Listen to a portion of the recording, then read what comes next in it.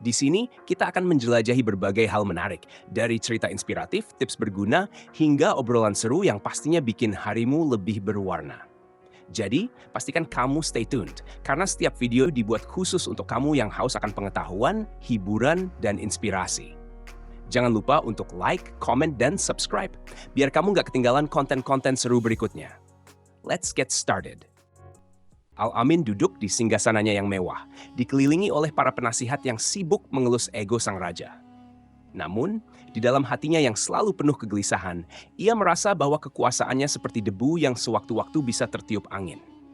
Di sampingnya, duduklah Musa, putranya yang baru berusia beberapa bulan, masih dalam pelukan ibunya. Bayi itu tanpa sadar telah menjadi pusat dari konflik besar yang akan menenggelamkan dinasti mereka. Al-Fadl bin Al-Rabi, Perdana Menteri yang licik, berdiri di hadapan Al-Amin, berbicara dengan nada yang penuh keyakinan. Yang mulia, dengan mengangkat Musa sebagai putra mahkota, Anda telah memastikan masa depan dinasti kita. Jangan pedulikan apa yang dikatakan oleh yang lain. Di belakang Al-Fadl, Khuzaimah bin Hazim, seorang penasihat tua dan bijak, hanya bisa menggelengkan kepala. Ia telah berkali-kali memperingatkan Al-Amin tentang bahaya yang akan datang. Yang mulia, katanya dengan suara rendah namun tegas, Al-Ma'mun adalah saudara Anda. Ayah Anda, Harun al-Rasyid, telah berwasiat agar ia menggantikan Anda suatu hari nanti. Mengingkari wasiat itu hanya akan menimbulkan bencana. Namun, Al-Amin lebih memilih mendengarkan Al-Fadl. Hasutan sang Perdana Menteri begitu kuat meresap dalam pikirannya, membuatnya merasa bahwa mempertahankan tahta untuk anaknya adalah satu-satunya jalan. Dengan satu keputusan yang keliru, ia menandatangani nasib buruk yang akan datang. Al-Ma'mun, di tempat lain, duduk di meja panjang bersama dengan para pengikut setianya. Tahir bin Al-Husain, jenderal tangguh yang selalu berada di sisinya, memberikan laporan tentang pergerakan pasukan Al-Amin. 40.000 pasukan dikirimkan untuk menundukkan kita, namun saya yakin kita bisa mengatasinya. Al-Ma'mun mengangguk pelan. Wajahnya tenang, namun matanya penuh dengan tekad. Ia tidak pernah menginginkan perang ini, tetapi ia juga tidak bisa membiarkan wasiat ayahnya diabaikan begitu saja. Kita tidak punya pilihan lain. Jika Al-Amin ingin menghapusku dari sejarah, maka aku akan menuliskan bab baru yang berbeda. Perang sipil pun pecah, merobek kedamaian yang pernah menyelimuti Baghdad. Kota itu, yang dulu megah dengan istana-istana emas dan taman-taman yang rimbun, kini dipenuhi asap dan darah. Pasukan Al-Ma'mun, meskipun jauh lebih sedikit, bertempur dengan semangat yang membara. Mereka tahu ini bukan hanya soal kekuasaan, tetapi soal kebenaran. Sementara itu di dalam istananya, Al-Amin masih berusaha memegang kendali. Namun hari demi hari, kekuatannya semakin tergerus. Satu persatu wilayah yang tadinya setia kepada Abbasiyah, kini membayat Al-Ma'mun sebagai khalifah yang sah. Kabar ini membuat Al-Amin semakin murka. Ia mengutuk saudara kandungnya, menganggap Al-Ma'mun sebagai pengkhianat yang tidak tahu diri.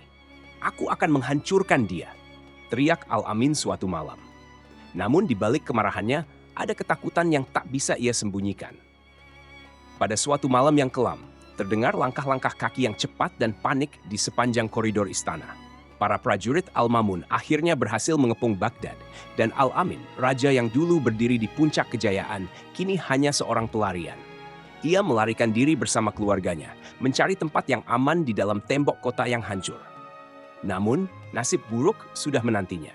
Seorang prajurit mendekat dengan nafas tersengal. Yang mulia, kita dikepung, tidak ada jalan keluar. Al-Amin menatap sekelilingnya, matanya kosong. Ia tahu bahwa akhirnya telah tiba. Dalam sekejap, semua kekayaan, kemewahan, dan kekuasaan yang ia banggakan selama ini menguap begitu saja.